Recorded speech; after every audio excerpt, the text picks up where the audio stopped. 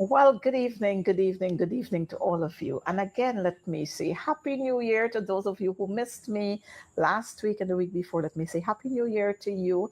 And I trust that this year is going to be quite an exciting year for you, a year that is going to be filled with lots of success for you.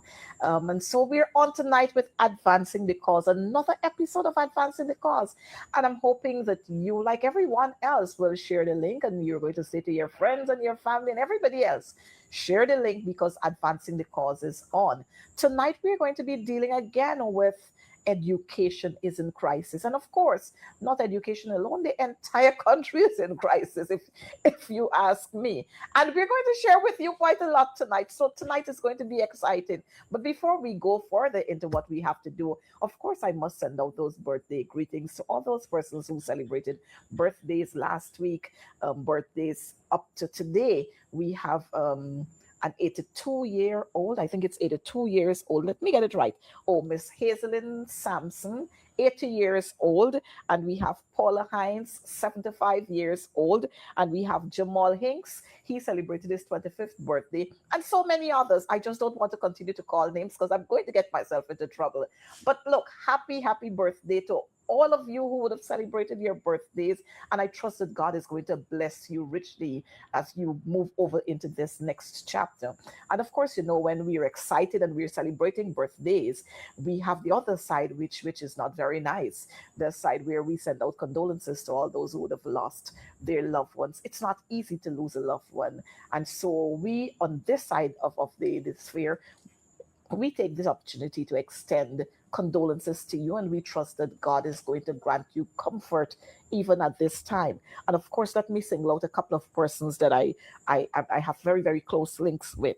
Um, the Parks family, they've lost their brother, and to you, we pray that God will grant you comfort. We have Shondell DQ Phillips, just retired as head teacher. She lost her father. They were pretty close, and I know this is tearing her apart. But Shondell, just know that you have a friend in God, and you have lots of arms to comfort you even at this time. We have Sister Carol Wright, who lost her daughter-in-law just recently, and to you too, our condolences. We have the Eastman's family who just lost their 26-year-old sister, cousin, aunt, daughter. This is the young lady who jumped to her death. This is a tragic one. Of course, we're going to touch a little bit on that one. And then we have the Jackman's family. They have lost, and the teachers have lost another colleague, the deputy head teacher of Richard Ishmael Secondary School, Benita Jackman. This is such a shock to us. And again, this is another teacher who has died and was unable to access her benefits, all because of this wicked, incompetent, and corrupt government, the PPP.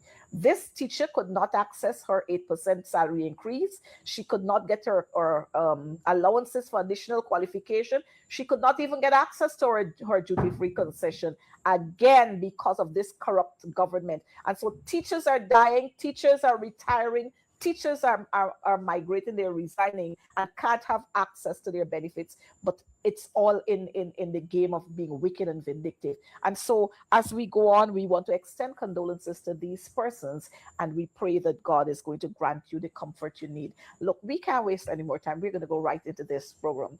This evening, I have with me a very fine young man.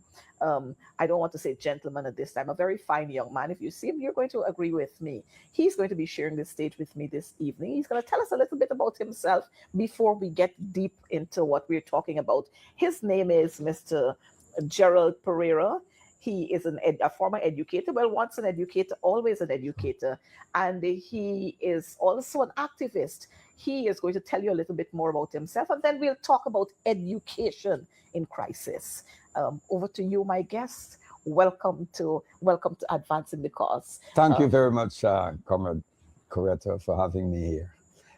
I'm flattered when you say a young man. I'm now 71. Wow. Well, you know, there's a saying, black don't crack. That's true. And you know what? They say life begins at 40. So you're just about, what, 31 years old? Well, And that's why I said you were a fine young man. yeah. So tell us a little bit about you. Well, I I was always purpose driven and ideologically driven. I always wanted to, I was part of this, I wanted to change the world. Not by Oh. myself, of course, but by Mhm. joining organization to transform society in the world. When I was in high school, of course, in those days you were paying at Central High School, you pay our fees. With there was no free education then, and I can recall. I came from a middle class family. My mom was a stay home mom, and my father was an accountant, and he sent us to private school, high school, and so. And I can recall, when you return to school, about a week after, 2 weeks, they will announce on the intercom students who did not pay their fees. So they will call out the names, and then you'll pack up your books, and then you leave, and then you'll return when your fees are paid. And I can recall there was a very brilliant young man in the class that I was in. This was somewhere, I think I was in, it was about fourth form, but second form. And he was sent home. And he returned after about a month because his parents struggled to get the fee. And I grappled with this issue that something was radically wrong with the society that I was living in. And from then, I started to read. I came across a great philosopher by the name of Karl Marx. I'm not a Marxist, but no one can deny that Karl Marx made a great contribution to philosophy and the social sciences. Anyhow, let me put it in a nutshell. I knew that something was wrong. And later on, I came to the belief, and I subscribe to that until today, that education is a human right. Mhm. It's Mhm. not, it's an investment in people. It's not a commodity to be bought and sold Uh-huh. or regulated by market forces. It should not. Just like housing. So, as you pointed out earlier, there's a crisis not only in education, there's a crisis in foreign policy, there's a crisis in healthcare, in the agricultural sector, everything. And I believe that education, of course, it is very important because we have a different conception of what constitutes education. Anyhow, I got involved, I was reading and so on. Then I decided to join. I got involved in the Young Socialist movement. I barged straight into public buildings and engaged Jeffrey Thomas, who was then parliamentary secretary for youth, probably the youngest parliamentarian at that time, and Parlsec. And he was the chairman of the Young Socialist movement, and he encouraged us, myself and two others, to join.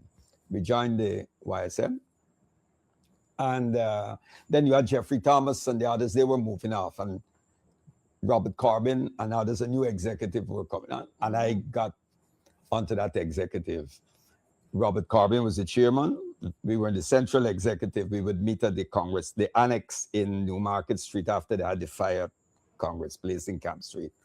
And I was secretary for education, getting the students, young people, and so who had dropped out to go back to school and all of that. And those were the days. And I have always been socialist in orientation. I'm a socialist. I'll always be a socialist. And the ethical basis, apart from the social and economic argument, the ethical basis of my socialism is rooted in the Gospels, and it's rooted in the Quran and all the monotheistic faiths. It is there. So that's not negotiable. And so I I worked. I used to write I worked with the New Nation under Dr. Reed, and so Dr. Reed sent me to sit on, I think it was one of the boards of the National Service Board, and so. And then later on, I became when Jeffrey Thomas replaced, Jeffrey Thomas had moved on, and he became Minister of Education. He had replaced Vincent Tico. All right. I just don't want to, I just don't Yeah, want to yeah, be rude, yeah, but I want us to keep that little gap for yeah, when yeah. we get That's more okay. into the Yeah. thing. But of course, our viewers, they are getting the Mm. solid background that Yeah. you are education based, Yes. and education is first and Yeah. foremost for you. Yeah. But you know what? We want to talk about what is happening with us. Yeah. Education is in crisis Yeah. at 71 years old. Mm. When you look at what is happening in our schools at this time, Mm. when you look at what is happening with our teachers at this time, Mm. when you look at the non-involvement of parents at this time, Mm. what does it bring to mind? How do you feel about it? Well, first of all, uh, if you talk to students or you talk to teachers, you can see that something is, as I said earlier, radically wrong. Let me give you an example of what I'm talking about. Um, there is this tendency to confuse certification with education. Mm-hmm. What we're doing, we're signing up students for 23 CXC 29. and 29 and all that. I think that is absolutely ridiculous. I think we're turning out all of these young people with 26 CXC and all of that. But are they properly educated? I don't think so. What we're doing is getting people certified for the job market. And then when you look at so many years after independence, okay, but the flagrant independence, and with all of these people that we're turning out, people with triple masters now at the tertiary level, and then you look at where we are, and you're not seeing that all of this training, because it's a different thing, all of this certification, is it impacting on the society? Is it in any way contributing to meaningful transformation? I'm not seeing it. Let me give you an example of something. A young lady who never left this country, who never studied outside, went to high school, primary and high school in this country, went to UG to do a first degree in public management. And she called me in the afternoon and to ask the question, who is Martin Carter? Mm. Now, whether you don't have to be an English major or doing history, whatever discipline, Martin Carter is a national hero. And our education cannot be turning out people at the tertiary level And they don't know. who do not know, they don't know who's Martin Carter. And there are many other names. In this country, young people, I'm a Burnhamite, and I make no apology for that. Mm-hmm. The OVP, we continue the legacy of where Burnham left off. I engage young people who do not know who's Forbes Burnham. They will tell you, oh, my aunt told me about Burnham, I heard my grandmother and so, but they don't know anything about Burnham. Good? So why I'm mentioning, apart from that, we're turning out these graduates with all of these CXC, but then when it comes to the application, you don't see it because it's just rote learning, it's cramming, and people just trying to get certified for the job market. Engage them to see what they have acquired, what they've really learned and retained, and you'll find that there are problems. And there's a certain amount of functional literacy, right? We have a serious literacy a problem of reading and writing in this country. Mm-hmm. And people think that I'm a trained literacy teacher to teach, trained to teach adults literacy and numeracy, literacy and numeracy education, and how you can embed it by teaching it in different subjects rather than separate. And I go into communities, we give people leaflets to read and all that. And then when you ask people certain things, people can't read. They can't. And read. you have the age groups at 27 and all of that. Mm-hmm. So something is not right. And I think one of the problems that we're facing with, in terms of, if you're talking about resources and our human resources, the teachers and so, I think when you compare now with the days of Forbes Burnham and what Burnham was doing, Burnham was engaged in nation building. Mm-hmm. And Burnham understood that education is important in nation building. After the death of President Burnham, I think we lost the direction. I think the whole thing about nation building fell apart. I think from President Hoyt right down, it is more on economic factor, the material. Because, there is the material and the ideal. So when we talk about patriotism and nation building and all of this, these form under the ideal. But today we have a very narrow conception of what constitutes education. Good? Because education, Burnham understood an education as something holistic, right? He saw the totality of it. Education was not just going in school and get a certificate. Because I can remember he once said, when he lost it, he said, we have a lot of educated jackasses. He said that. And, I don't want to, but this society, it's sad. And there's maybe that is why the vice president said we got a lot of stupid people in Guyana. Well, maybe that's why he said so. But I want to ask you, during the time of LFS Burnham, we had there the secondary schools. We had of course he made education free. From nursery to university. And so what we have churning out now and people getting all excited about free university, it's just a replay of it was there. It was there. So we needed to get that that one in. But the thing is, during Burnham's time, we had the nursery schools, we had primary schools, we had our secondary schools, and alongside the secondary schools, we had the community high schools. Yes, you had the community high school.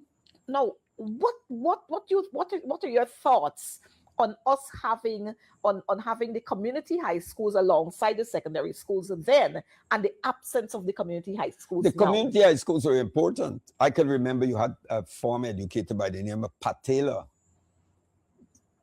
He had lost one of his arms. He was a very good educator. He was the principal for one of the community high schools on the East Coast. And later on, President Burnham shifted him and brought him to QC to be the principal. And of course, the old school boys didn't like that, but Burnham was sending a message. But when you look at the community high schools, where the young people, what they were learning, the vocational training and so, right, that went out. And a lot of young men passed out through those today who are well equipped with different trades and skills and so, as well as doing other subjects, and so came from the community high schools. And that just faded away. That went away. And I thought that was a mistake. The multilateral schools had technology department and they had agricultural department. Like you're involved in agricultural science, but you had practical exercise. You were involved in farming and going out and, doing field exercises and so, planting and so. And in the technology department, because they had the streaming, you streamed students. You had the arts, you did a wide range of subjects from Form 1 up to 3, and then they streamed you from 4 into 4 technology, 4 agri-science and so. So from 4 agri-science, you go on to 5 agri-science or 4 arts to 5 arts. And many of those, I know some of the best plumbers the top plumbers in this country, they went to those schools, to the community high school and to the multilateral, did technology, and they learned to make things like furniture, make beds, all those things they were doing in those schools. That you had a home economics department that were training young ladies when they came out. They did home economics and all that. But all of that, I think somewhere along the line, years after, those departments like agricultural science, the practical aspect of it fell aside, and they focus more on just doing it as a theoretical subject, Do you think that this was it was a deliberate ploy to do away with some of the ideologies of LFS Burnham? Definitely, because you see, the nation, when you're talking about nation building, we had the young pioneers, we had the National Cadet Corps. These institutions instill a sense of patriotism. We were learning about our history. There was discipline. You did drills and so, and we had the mass games that the North Koreans helped us with. And those things, we had a sense of discipline. It existed. Look at what today, where we are today. So yes, after President Burnham died, external forces put tremendous pressure on President Hoyt. You had the IMF and the World Bank, the United States, all of these people, the Carter Center, the European, the Canadian High Commission, and all these Western agencies. And I got a problem with these countries, right? I hear people refer to them as the international community. They're not the international community. They constitute a very tiny section of humanity, but we generalize and call them the international community.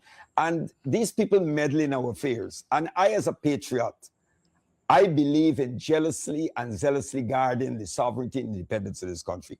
President Burnham once said he don't know why these international politicians don't stay home and mind their own barnyards rather than meddling in our affairs. And I think we opened the door to that when Mr. Hoyt opened up and allowed them, we had to scale back. We had to do certain things. We had to drop all of that, as you were talking about. We had to run with neoliberal economics. We had to privatize state assets.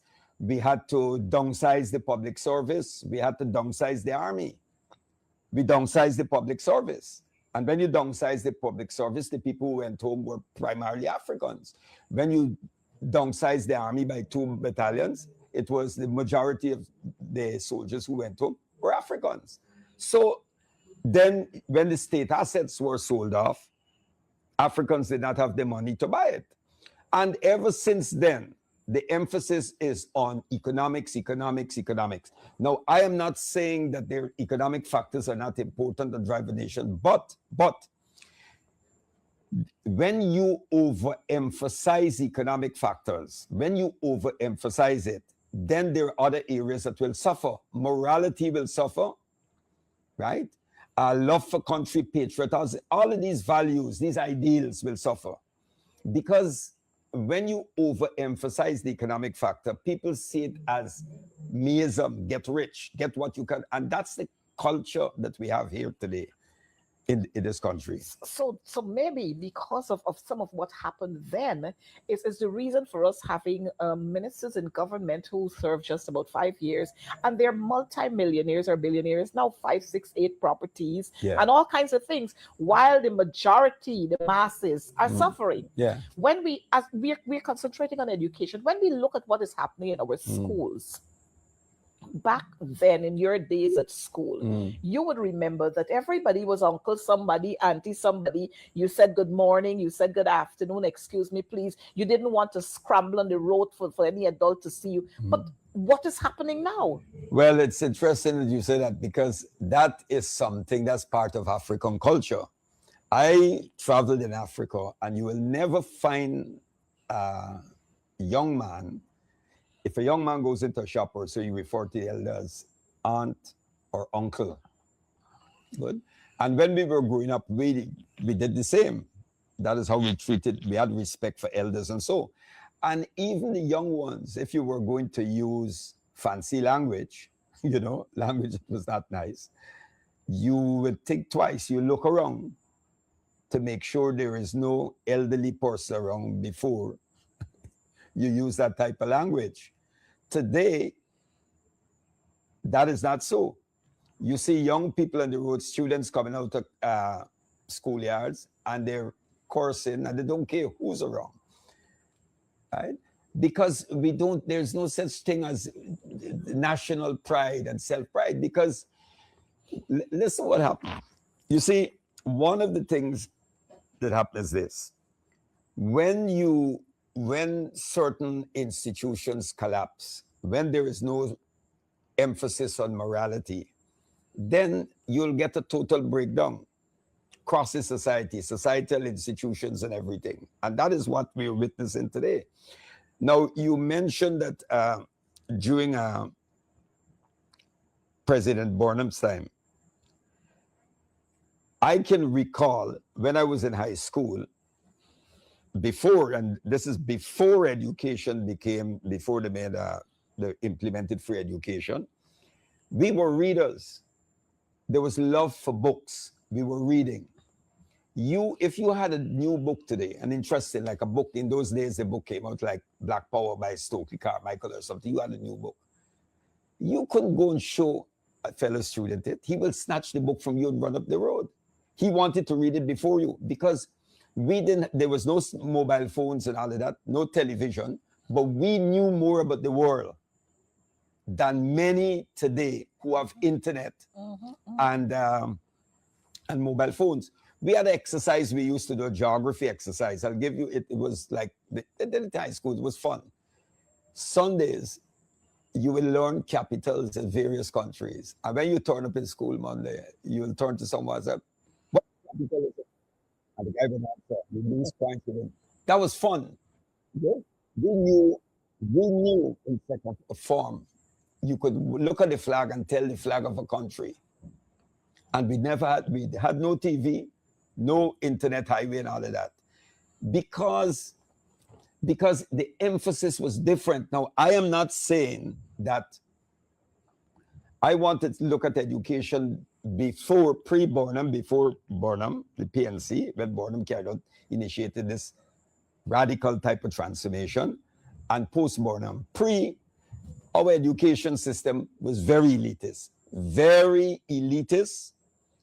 and since then to now, our education system, our philosophy of education, the training that our teachers are getting, because if you're going to do a postgraduate diploma in education or a BEd, you must do philosophy of education. Our education, what we're being taught, is Eurocentric.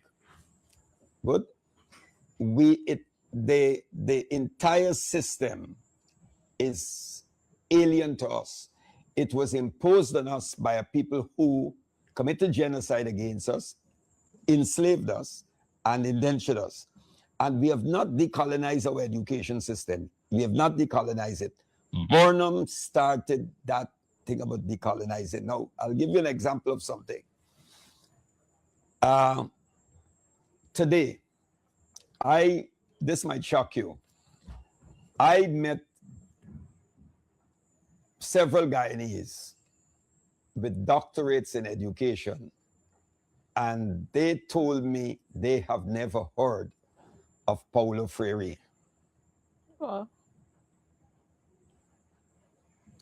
Paulo Freire. I can recall when Jeffrey Thomas was Minister of Education. We had the Carifest in Barbados at the time. And I was there with him as his political assistant. And he said, look, go into the bookstore, because I came back with a copy of Paulo Freire's Pedagogy of the Press, right? Because Paulo Freire is a great philosopher of education. You can't do a degree in education, you know this, and have never read Paulo Freire. And Jeffrey said, look, I want you to go and buy 20 copies of the book. 20 copies to give to the chief education officer and people in the ministry. This was the type of policy that was being pursued under the Burnham government, to awaken teachers, educators to new dimensions in education. Like the book that Ivan Illich brought out in 1971, Deschooling Society, right? He was not saying to abolish schools. It's not about abolishing schools, but taking a different approach to schooling. And what we have is a lot of schools, we're putting up fancy structures, refurbishing schools, building schools. That is important because children need a safe and comfortable environment to learn. But we can have a lot of schooling without proper education, because education is about cultivating the human spirit, cultivating the person in a holistic way, morally, intellectually / academically, and with a sense of national consciousness. We're going to look at a video because I'm hearing you talking about what happened then. Yeah. You had the elite elitism then. We're still having it now. Yeah. We're still having schools that are not equally balanced. They're not operating on a level playing field, and more so since we've made all the schools secondary school, all the community high schools, we've changed them to secondary schools. Yeah. And so we have lost that a big gap has been created. Because I'm sure when Burnham created the institute, the community high schools, it was to fill that gap for learners who aren't there academically. That's right. And so they were equipped with various skills That's so that they right. can go out there and live. But look at what we're having in our schools Yeah. now today. Let's just look at what's happening here.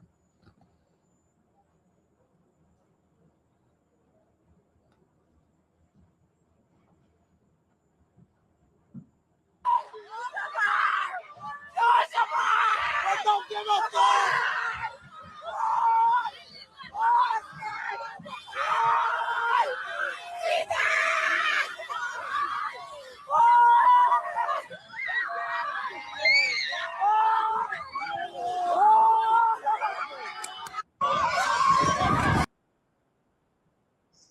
So this Wow. here, you're seeing where we have shifted from then to now. Yeah. Are we to blame the children for what is happening here? Who do we throw the blame at for what is happening here? Well, there's a saying that the fish does rot from the head. When the leadership of a country do not set examples, and you're just interested in meism, enriching yourself, looking out for yourself, and then apart from that, it's about just using office, your relation to the state or your position in the state, whether you're a minister or what, right, to acquire wealth, to enrich yourself. There is no, then I'm getting back to the economic factor because you overemphasize this. So in the classroom, right, children are not being told what is right from wrong. And what's important, there must be, this is the role where we're supposed to bring in the Parent Teachers Association. Parent Teachers Association should be, parents need to work with teachers. I think they brought back in our counseling. We had counseling years ago, right? In this, every teacher was meant to be a counselor. So you had someone who was in charge of counseling, who was a trained counselor, and they would do workshops with the teachers, how to identify children with problems, right? Children coming to school late, children who might be hungry and so, and we had ways of addressing it. Like, for example, we had cases of where sometimes a child didn't come to school, and when you find out they didn't have boots, the ministry on the Bornham, they used to give you a letter and you go to Bata or places and you get shoes. I know about that. They had a special section in the ministry welfare section that used to address that. You go and you get shoes and everything. All of that went through the window. Now this here, good. A lot of the children, now, when you see, if you got, as you said, the elitism, you have divided schools into, whether you openly say it or not, it exists. Good schools and bad schools.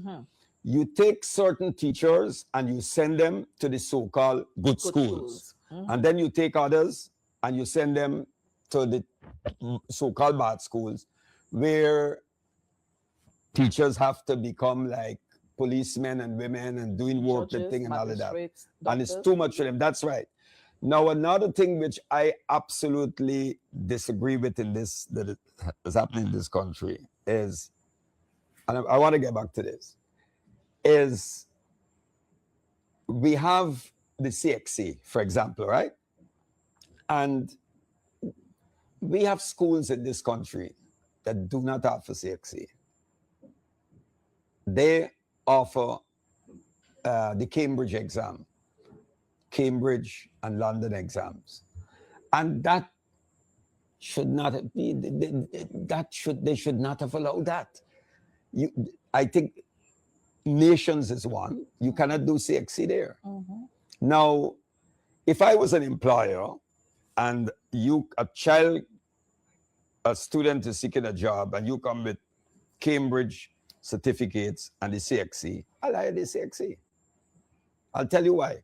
Because the person who did CXC, whether it's Caribbean history or you did the social studies, you are more familiar with your environment, the Caribbean environment. It's the same thing like when you're training lawyers.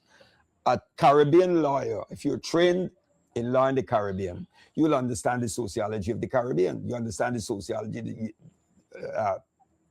sociology of slavery, the plantation economy, how it works, all of that, how the law was shaped. You understand? Than someone who just went to London and was trained in London, never studied Caribbean history, know nothing, and then you got to come back to work in this environment. You can never, have an understanding of the social environment and all the dynamics at work like someone who's trained in the Caribbean. But I want... And what we're seeing here is an absolute breakdown because it's both at the macro and micro level. Good. So I am saying that you look at it, the so-called, what they used to call common entrance, it is a weeding out. I think that exam, good, I wrote many letters about it. We need to rearrange that thing because it is too early at that age to be weeding out children. You know what is it to give a child a report showing that you didn't make it? Good. And they have to go somewhere else. And then you're talking about meritocracy and all of that nonsense. What are the chances a child leaves school and goes home? No power, no electricity in the home, right? Don't know where the next meal is coming from.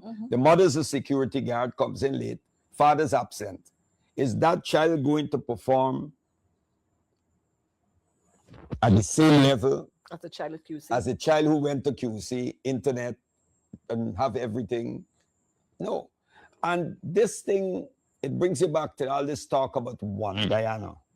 Because we brought it up flying that. I believe in one Guyana too. One Guyana is an egalitarian concept. You can't talk, I don't know what President Ali mean by one Guyana. Good? For me, when you speak about one Guyana, you're talking about transcending ethnic conflict. And for ethnic conflict to be resolved, we have to look at the structure of the concentration of wealth and redistribution of wealth. Thank you very much. Which is important. Good. So you can't talk about one Guyana and we live in a country with 16 families. This is a well-kept secret, with 16 families control thousands of acres of forest land, quarry land, mining blocks, and agricultural land and all of that. So what is one Guyana? I believe in one Guyana because one Guyana is an egalitarian concept, but you can never get a one Guyana in a society where there's a huge gap between the have and the have-nots and a huge imbalance, tremendous imbalance in power and wealth. And so there lies our problem in education, where we preach this one Guyana thing. Yeah. But you look at what is happening, quote unquote, and we're not saying this in any disrespectful way. Yeah. But if you look at what is offered at Queen's College, as to what is offered to the students at Carmel Secondary, it's a vast difference. Look at what is offered to the students of St. Joseph High as against what is being offered to the students at East Rumveld Secondary, South Rumveld Secondary, Buxton Secondary. It's a vast difference. Yeah. If we look at what is happening at St. Ignatius Secondary, it's not the same. Yeah. And so this whole farce about universal education and one Guyana, it's just a lot of talks. Yeah. We're going to look at another video. And so I want to show our viewers that when we talk about the breakdown in society, which has been caused by education, it is not isolated, it's happening everywhere. So there is definitely a problem. And we've got to get to the root of the problem so that we can fix it.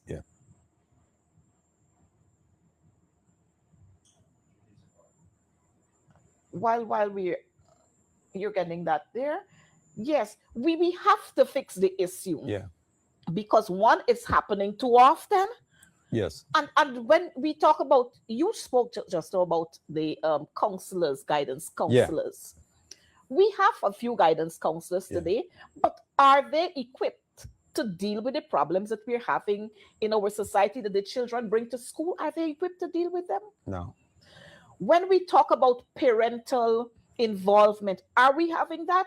No, because mommy got to go and work because daddy is absent. And even if mommy is there and daddy is there, mommy got to work, daddy got to work. So there is little supervision for our children. Yeah. And then the neighbor can't be looking after your child because you don't want the neighbor mind your business. Yeah. And we've gone to the state where we have to be so scared of asking persons to look over our children. Yeah. And so there again, there has been a breakdown in the whole system. And this government in particular, they seem to be finding no ways, or they just don't want to find ways to resolve the issues because they want to maintain what you just said. 16 families have this, they have that, they have that, they have the other. So they can stand above all as lords and gods. And so we will continue to have these kinds of breakdown in our system. Yeah. We have the video with the students fighting, another set of students fighting that we want to look at. Yes, yeah, go ahead. You know, we had, as I mentioned earlier, we had the young pioneers. President Burnham had, when he had the national service, he used to print books, you know, but I think people like Barrington Braffett was involved in that. We had, you know, the primer for young children, a primer, national primer, where they learn about the flag, our heroes and all of that. Was being taught in the school, what's patriotism, discipline and all that. All of that went through, but it goes with an ideology, this neoliberal ideology, because if you look at it, right, wherever this ideology has been implemented, there's been a breakdown of morality. It creates there's a subculture of violence, meism, look out for yourself, values like community, solidarity, caring, sharing, looking out for your neighbor, all that gone through the window. Through the door. It's about money. And you know, education, we've reached a point now where people don't respect people with education. If you're educated and you got, that doesn't matter. If you can be ignorant and you have wealth, you're respected. Yep. That's the subculture that you have here. Now, I just want to show you something, because all this talk about one Guyana. My last daughter, born in Libya. So when I got back here, she went to the twice. We left Wars and then went to come back again. She went to the Islamic school and finished her CXC. She was one of the top students, valedictorian for the school. So I took her and enrolled her at UG. She wanted to go to UG to do law, but she did 4 years sociology. She was 16. And she did 4 years sociology and got into law and finished 4 years law and performed well. Then left and go abroad. So she did a conjoint degree. She did a double major in communication and sociology and LLB law, passed the legal exams, everything to practice law. She wanted to come home here to work after graduating from the University of New Zealand and so. And she applied because her special areas, international law and human rights law. So. And she applied for a job at the ministry. This is important because we're talking about one Guyana, the Ministry of Foreign Affairs. Many people, including the late Elizabeth Harper, said they've never seen persons that qualified for a long time, young lady, with the experience and so. And my daughter was prepared to work for what they were offering because she wanted the experience in foreign affairs. Good. Anyhow, there was an opening somewhere else and she got a job for 4 times more what foreign affairs was offering. You know why they push my daughter around? They push her around. You know why? All because of her name. They did not employ her because her name is Pereira, and they felt that if she's employed in the ministry, maybe she'll bring things home to me, right? Wow. Good? One Guyana? Yeah. One Guyana. So she had to leave this country, and she's abroad working, right? But I just want us to look at this one. And So then we're gonna- that's I hope people like Minister Todd and them are listening. well, I don't know. Sometimes they listen, but they don't hear. Yeah. But I just want us to look at this other one here before we continue on what we, because when we talk about indiscipline, it's not only one place, No. it's all around. Yeah. And if you look at what, if you look at what is happening, we see this kind of indisciplined behavior being exhibited in every sector. Yep. We just saw the Minister of Home Affairs calling on recruits to come forward with to give out their information if they've been sexually molested at the police training school. We see it happen in different workplaces. We see it happen in education. We see teachers are involved in having relationships with students and their learners, their pupils, we see it everywhere. Yeah. And this kind of lawlessness has got to stop. But you know what? If a minister, as has been alleged, could exploit young girls and then just have a tap on the wrist, then where do we go in terms of discipline? Let's just look at this one here.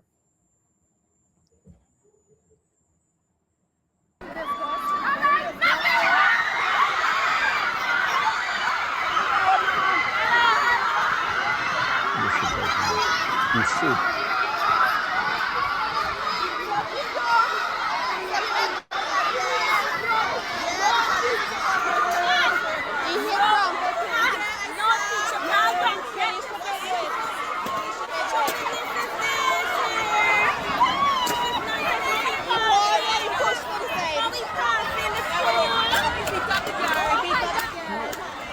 Now here we have teachers are there. Yeah. Police officers are there. Yeah. And the students are still carrying on. As a matter of fact, today I got a report that there were students fighting at a particular school in Georgetown, in South Georgetown. A teacher went to part the fight, and the students ended up, as we would say, quote unquote, banking the teacher. The teacher got a fine licking. When in the history of this country were these kinds of things happening?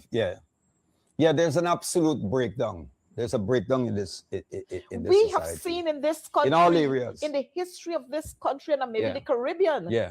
We have seen the most school fires yesterday. Yeah. Covent Garden was on fire. Covent Garden Secondary was on fire. And all of these schools with all of the $1 trillion budget that we're talking about, and we're still having strange. These It's strange that things all happening in these our schools are. I've never, it's unprecedented. Schools just burning.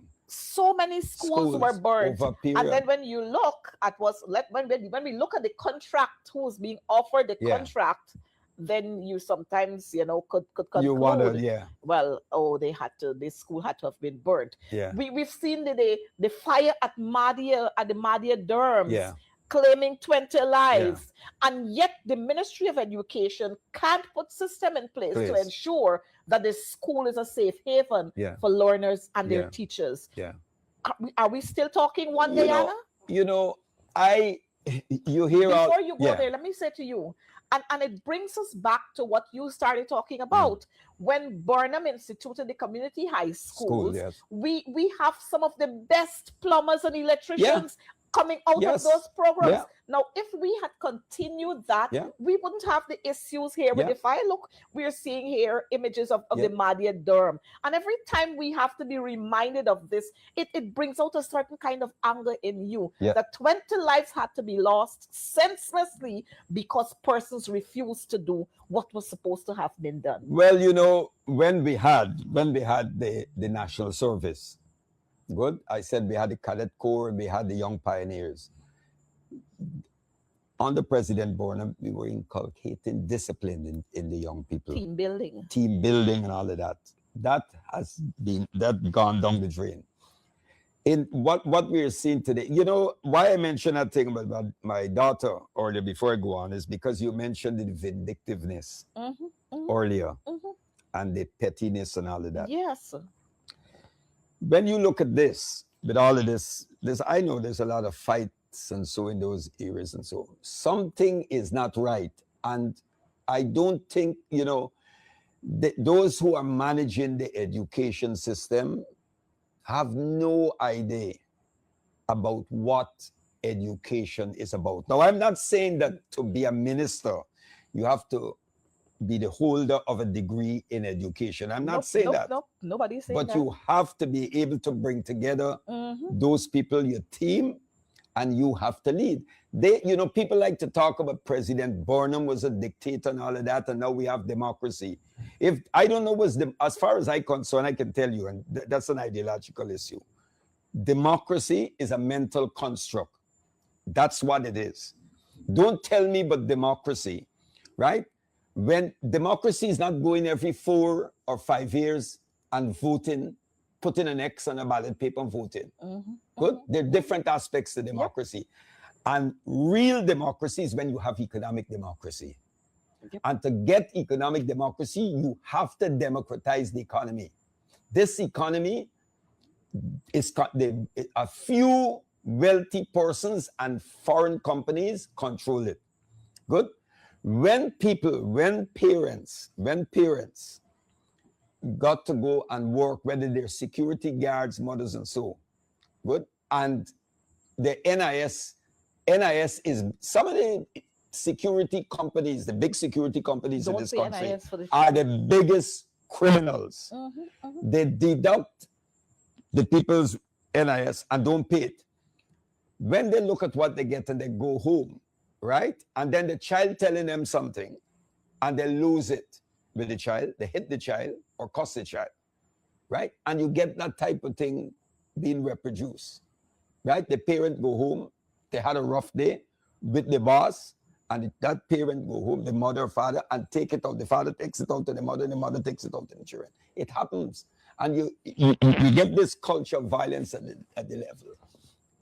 It's going on. Now, we had that, as I said, you had the counselors. In those days, the schools had counselors. And you mentioned something, that these counselors that they have, they're not trained. Because one of the problems with the training that our counselors are getting, right? And this is something different. You could go into another discussion on that. The psychology that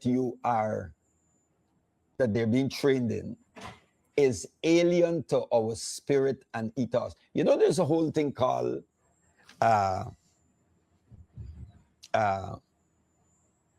people like Dr. Wade Nobles, and so there are volumes in it that there is no such things. There might be certain things in common, but there's no such thing as a universal psychology. And so there's an African psychology, there are books on Hindu psychology and all that. The way African children learn, it has been proven. Joanne Conjufo and others have written books about this. The way African children learn, or indigenous people, is different to how maybe Europeans learn. Good? In Africa, for example, in schools, people do learning through teams. It's not about I getting the marks and running ahead of you. Mm-hmm. It was like, it's a culture of, you see, this thing about Ubuntu, the African philosophy of Ubuntu. It's an amazing thing about I am because you are, and it's about collectivity and acknowledging the humanity. This whole thing about the dunce and all that is a myth, because people can learn and be good in different skills. At different stages. You bring people together in a team to solve a problem, and they learn through each other. And you should see the performance, right? You pull, no one is left behind. You pull them together. So the ones who are sharp are not there to lord it over the others, but to help them. And it works. But we have this thing, this museum. I get 26 grades, I get 27, I go in for this, I get this, and that's what you do. And you create this thing of, again, this museum, this culture of selfishness, right? And then, of course, it fosters and reinforces the elitism. Elitism, of course. Good. Of course. And the elites, you train the elites, they take over. They're the ones who can take over, become ministers, permanent secretaries, ambassadors, and the others are left behind. You either become a security guard or something else. Well, as we talk more and more about this, it is clearly coming out that we've lost our way, A and long time. this government is only interested in acquiring wealth. Yeah. Acquiring wealth, Mhm. spending the people's monies as they like, Mhm. and they're not interested with what is happening in our society. And they have brought politics Mhm. into education, Mhm. and so nothing can go right. Party politics. Yeah. Party politics into education. So if you are not loyal and you can't wear the red t-shirt and a red dress and a red jacket, Mhm. you're cast aside. Mhm. And we have seen education officers being sidelined because they don't wear a red t-shirt or because they're not part and parcel of the PPP. Education officers have been sidelined. We've seen in schools where teachers have been marginalized simply because you are not here or because you are there. We have seen just last week we had coming out of Rosignol Primary School where a parent, somebody sent me the information just now. I'm going to get the information for you. 19042 Sergeant Jaigo Paul. He's attached to Fort Wellington Police Station. He is affiliated to the PPP. He knows the chairman. It is alleged that he knows the chairman and vice chairman and all these people. So he can do no wrong in that area. His child attends Rosignol Primary. There was some mixed up story with his child and a teacher when the matter was investigated. What was reported was found to have not been true. But you know what? They staged a play the other day where the child went to school, then the child went home, and then they made a big alarm that this child is missing. And police officers flooded that school. Could you imagine that? Wow. Flooded that school, terrorizing the children in school. And then that wasn't all. The parent threatened, again, it is alleged that the parent threatened a teacher with a gun. Yeah. And you know, the GTU will not take this matter lightly. We have to take this matter further because a policeman cannot feel because he has links here and there that he can just walk in a school and do whatever he feel like doing. At the end of the whole drama exercise, it was reported that the child is at home and not even an apology was offered to the teachers at that school. As a matter of fact, a teacher was sent on administrative leave because it was alleged that the teacher flogged the child. When they did the investigation, it was nothing of this sort. And so politics again is playing a major role. And I want to put an alert the Minister of Home Affairs and the Commissioner of Police that the GTU will be engaging you on this issue of threat by this police sergeant. No policeman must walk into a school and threaten anybody. If you have a problem with a teacher and your child, then your place is to go to the head teacher. Not you feel that you're bad. And then we have the other issue where we talk about democracy. And here is it. The Guyana Teachers Union took industrial action, not the first time, not the second time, not the third time. And you know, the whole hypocrisy in this, in 2018, when the Guyana Teachers Union took industrial action against the APNU government, Priya Manikchan then, as an opposition member, she was there supporting on her Facebook page and by telephone calls and so on, supporting the action of the Guyana Teachers Union, encouraging teachers on the Essequibo Coast and elsewhere to strike and support their union. And in 2024, when the teachers took action against her government, when she was, a whole different position was taken. Now that matter went to the court, the High Court. The Judge Kisun, ruled in that case that the government was absolutely wrong to discontinue the deduction of the Jews. We are in 2026, and the whole democracy they're talking about, and they're talking about Azardine Mohammed is a fugitive and all kind of thing, and they want democracy to be maintained in our society, and it would be a slap in our face if he were to be elected as the opposition leader. But here you are as government not honoring a rule of law. To date, they have not restored the deduction of the Jews to the Guyana Teachers Union. To date, they have not honored the 5 million grant that is usually given to the Guyana Teachers Union, signed in an agreement. To date, they have not honored that. To date, they have not honored the 8% that is supposed to be given to teachers and all the other benefits that were signed in that agreement. And so when we talk this One Guyana thing, it's just a fancy term that somebody pick up and they feel they can Yeah, yeah. use all the time. Yeah. But when we go back to It's the empty. schools, what is happening in the schools? Port Kaituma Primary. Yeah. They don't have sweepers or not enough sweepers. And so the teachers and the pupils are sweeping classrooms. Yeah. And it has reached a stage now where the teachers are saying we're tired of sweeping classrooms because we were not employed as sweeper that's cleaners. right. Now, with all the trillions that we are having in these budgets, what these monies went to campaign, to the elections campaign, because this is where the local government ministry comes in. Yeah, Where are the monies to employ sweeper cleaners? Why you have teachers sweeping classrooms? Yeah. You know, and so it's a whole big problem that nobody really want to resolve. They don't want to resolve it because they feel that they can always trample on the rights of people. Yeah. You see, one of the things, look, you mentioned about ministers and people enriching themselves and all of that. I can recall years ago, many of them are still alive. They accused President Burnham of this. There was a thing, you know, that Burnham was one of the wealthiest black men and all that nonsense. Burnham actually died, I don't want to use such a strong, a pauper. All Burnham left behind was a lot of books. I visited Viola Burnham at the back, the back where the Chinese embassy, where she used to be there. Where she used to live there, yeah. And you go through the back door, she had a little phone burner stove in the corner. And one TV steering you a suite, and a lot of books, and 2 pieces of artwork on the ground, nothing. Burnham actually left nothing. Burnham brought in the Declaration of Sapphire, when ministers had to declare their asset. And you couldn't own more than one property. One property. As a matter of fact, let me say to you, many of those ministers came out of office and did not even own a property. Listen, this is one for the nation. Someone told me that they were driving past and they saw Dr. Reed, the late Dr. Reed, former vice president and general secretary of the PNC, standing on the road waiting for transportation.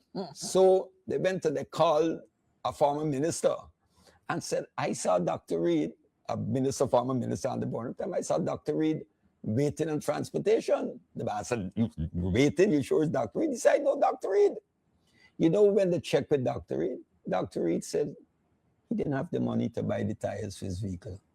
Wow. So it's up. This is a man who was a former vice president, occupied top position, and was standing on the road because his vehicle was down. He didn't have the money to buy the tires. You think the political elites who are wrong today, if they're out of office tomorrow, would experience that? Well, if you look at what these people have, all of them. If you look at what Susan is having, then she can experience that. If you look at what, according to Azardine, Mustafa is having, and all the others, Priya and all the others, then they can't experience that. But this is saying to us that then the government, then that all of them bomb-based, the government then was about service to the people. Well, you know, I believe, look, if you're interested in accumulating wealth, if you're interested in money, go into business. Go into business. But do not get involved in political activism. Do not allow the position that you enjoy in the state apparatus. Do not use that to enrich yourself. Because if you do that, as the president of the country, I have a place for you. I'll make you a public example. I'll jail you. You know Julius Nyerere, who developed this whole concept about, and teachers at training college, and those who were doing the postgraduate diploma UG in education. You know what they had to read? Education for Self-Reliance by Julius Nyerere, a man that used to ride his bicycle to work. So what I'm showing you is that's what leadership is about. You don't become a minister to enrich yourself. By the time you leave office, you got a gas station, property here, property abroad, and all that nonsense. Let them name Burnham ministers that enrich themselves and got wealth all over the place. And there were all this nonsense about Burnham being the wealthiest man and all that. Yeah. Look, we still have an outdated curriculum that we are using. It is And, outdated. and we talk so much about universal education Yeah. and moving into the 21st century and getting this and getting that. Yeah. And you have an outdated curriculum. Yes. All we notice the Ministry of Education doing, creating jobs for the boys and the girls, their friends. They create a new arm here, a new arm there, a new arm everywhere, and you give it some fancy title, and you create jobs for the boys and the girls. Whereas you ought to now be looking at what has happened and try to fix the system, try to strengthen what you have, but they're not doing that. No. Modify what The you place I was looking through something not too long ago, and you have this huge bureaucracy in the Ministry of Education. You have this advisor and this and all that. Plenty. I can recall in Queen's College compound, you know, they had a division called Test Development Unit. They still have that? Well, they have the exams division now. Well, you always had the exams division, but there was a unit called Test Development, and we had curriculum development. Well, they claim to be doing that at NSERD. Yeah. In Kingston. Well, let me tell you something about the NSERD thing, because Mr. Norton is aware of this. We assisted in the drafting of the trainer manual.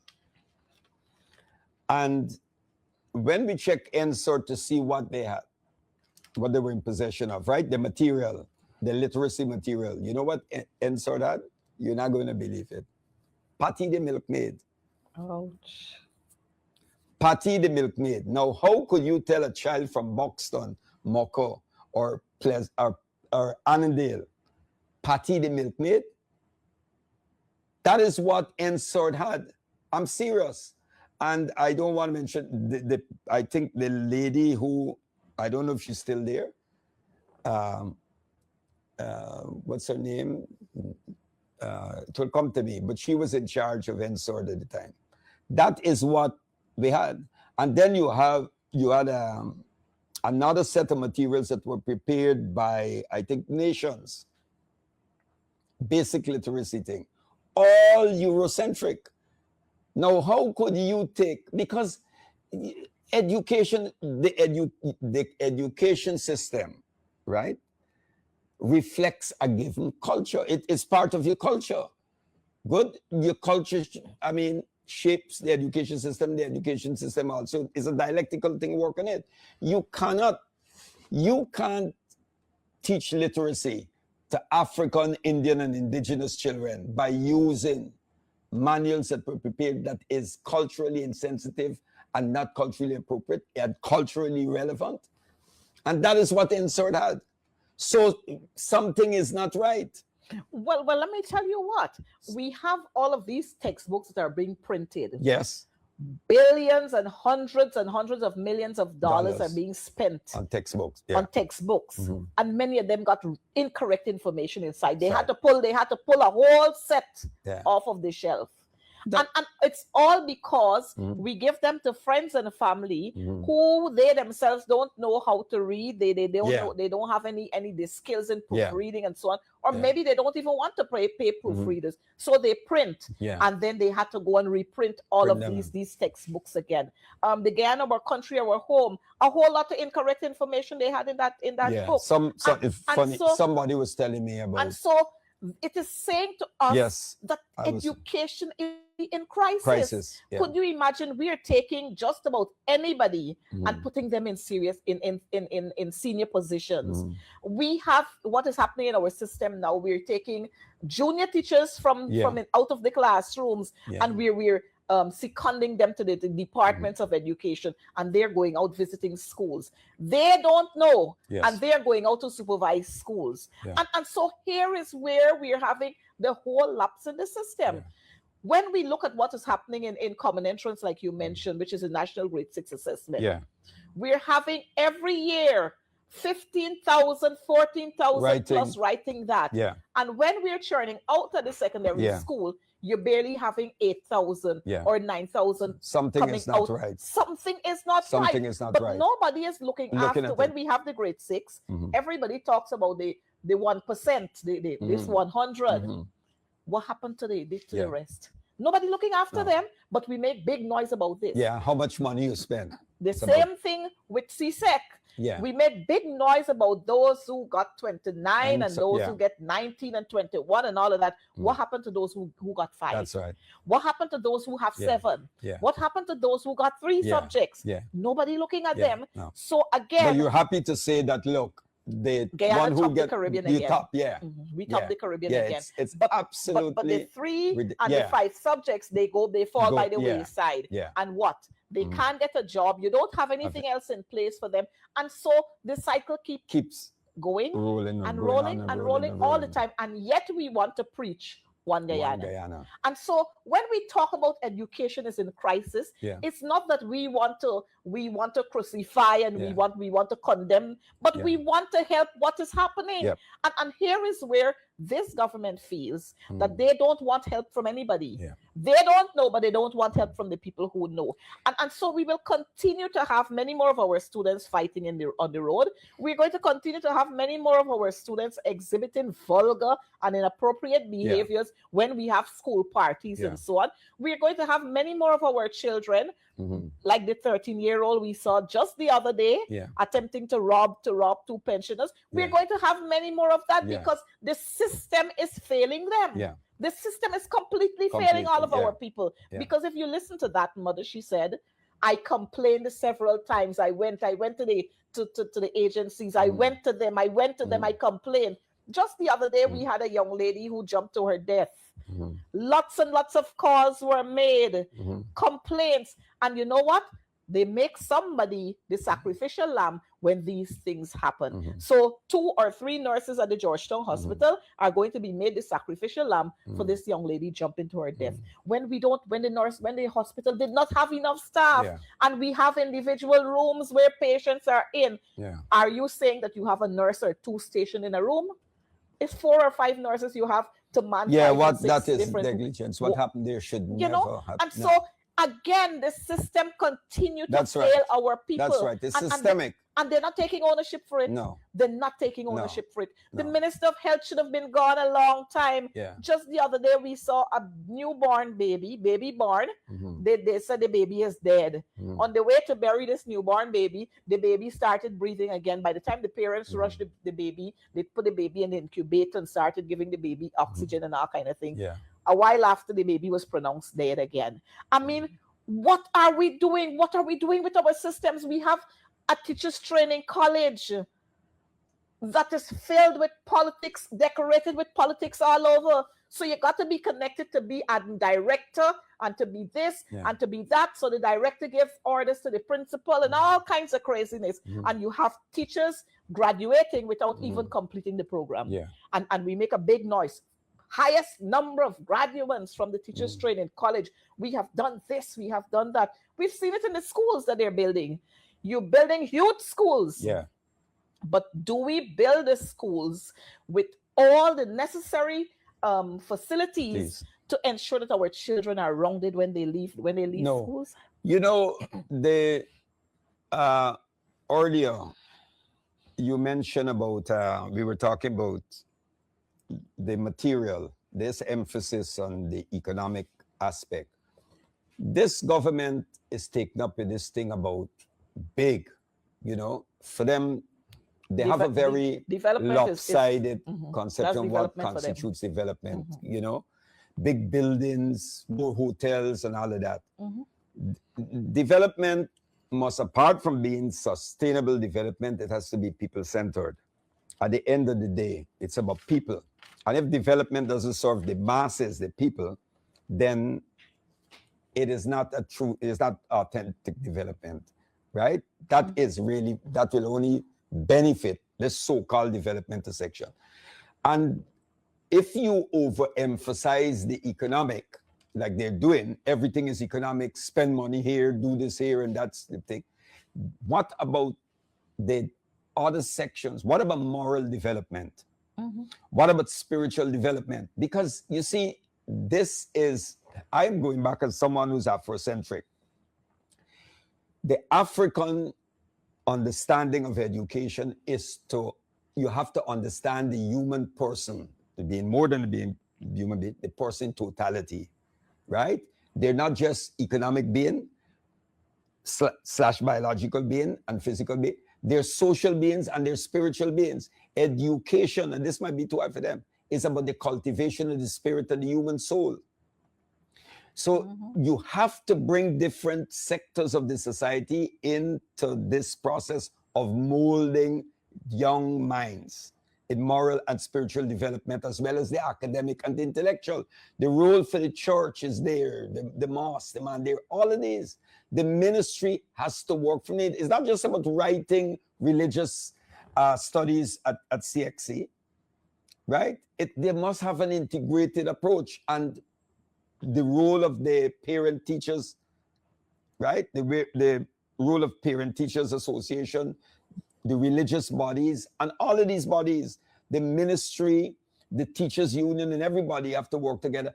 It was being done during Borno time. You remember they had a teachers union had an excellent general secretary. I remember a marvelous person, Jean Porsico. Jean Porsico, yes. These were people who had vision, you know. All of that is past, gone down the drain, because those who are managing the education system today do not understand what education is about. They confuse. I always tell the young ones, do not confuse education, certification with education. They are two different things. I can give it, and I tell them so as to let them build their self-esteem, let them understand things.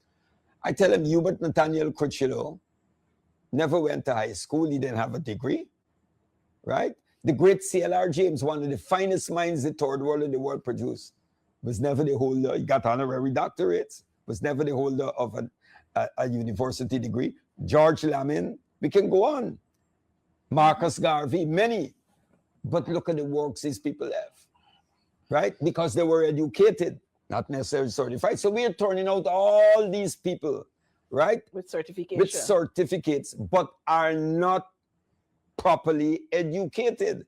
And you can see that because you're not seeing the impact on the society. Look, after so many years of flag and anthem independence and Republican status, we still have white Canadians coming in this country to lecture our magistrates and judges. It's pathetic.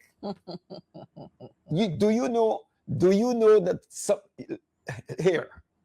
Do you know, I've traveled and I've been to countries. Do you know some of the, and this is part of smashing this Eurocentric myth and all this Ivy League thing. Do you know some of the best universities? Well, now the Chinese have overtaken the Chinese university. Do you know some of the best universities on this planet are located in Africa? Well, some of us might not know. Ahmadu Bello University in Nigeria is one. The University of Ibadan. When we were growing up, you know what was our dream? To get a scholarship to go to Ibadan. There was a Guyanese woman who graduated and went on to Ibadan, the first to get a master's. Janet Gibson, and went on to earn a doctorate. People, look, Nigerians, what Nigerian universities like Ahmadu Bello and Ibadan teach you in the first year, that it will take you second year in Western universities. But yet, we look up, oh, you went to Oxford, you went to here.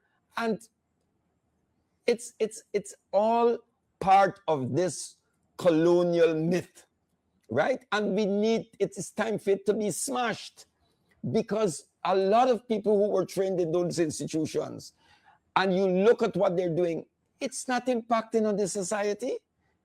You know, it's not. And I think now people are encouraging, especially this nonsense that Trump is doing, making it difficult. People are encouraging students of this part of the world to go to African universities and Asian universities and study, right? So why I mention that to you is because at the end of the day, in this country, they do not understand, one, what constitutes development. They don't understand what sovereignty, and they have a very narrow, very parochial conception of what education is all about, right? To educate a nation, you need educators. And educating, as Paulo Freire said, is not the teacher acting. You know, the banking system, the student is just there, a blank slate. and this deposit in theory, just deposit it into the head. No, we have to, as I mentioned, the African, that tradition, that collective learning. We have to take a new approach, new approach in the school. You cannot alienate children at that age. If you do, you will get that sense of loss, hopelessness, and you'll get what you're seeing in the streets. Which is happening in our Which society. is happening. Which is happening in our society. Look, folks, we would want to go on and on and on and on. I'm seeing a viewer here talking about Mackenzie High School telling the children to go and sit in a corner because there weren't any chairs. Wow. They don't have chairs for them to sit on. Wow. A teacher, somebody's child is in Form 3. And her mother already provided 2 sets of chairs. Wow. And but we're talking about digital economy and Silica City. Look, story. And so, I'm happy when we can have these things, butchering of the English language by those in high positions. Well, if we had a minister who did not know her part of speech, we got this present minister who talk about, I will try my utmost best. And so when you hear these people speak like that, we got a president who can't pronounce words. And when you hear people speak like that in high positions, then will you expect the poor child who come from, let's say, Tiger Bay, maybe all they know that they have to do is to go into Tiger Bay and cook up rice, and they go somewhere else and they cook up rice and somewhere else and cook up rice. That's the generational wealth that you're encouraging. But folks, we can go on, but we have other things to do, and other persons would want to be on having their programs too. Mr. Pereira, it was such a pleasure having you. We have to do this again. Thanks. And because our people must know where we came from and where we have lost sight of what we would have acquired then. No wonder our society and our country at large is in the state that it's in. Viewers, we want to thank you for watching us here tonight on Advancing the Cause. I want to caution you, be careful on the roadways. We're having too many accidents, too many senseless accidents. And then we're having all kinds of execution style murders. Look, if we return to the days of when teaching was teaching and community was family, we wouldn't have all that we are having in this society. But the government of the day is teaching us to live and to fight against each other. Let's remember, we are one people, one nation, one destiny. Not this one Guyana thing, because it's not working for us. Budget day is on Monday. The opposition leader is going to be sworn in on Monday. And so let's wait to see what happens there. And we're going to continue. But for now, you be good Guyanese citizens. Those of you watching us right here, and those of you watching us in the diaspora, good night to you, and may God continue to bless you. Thank you for being here with us.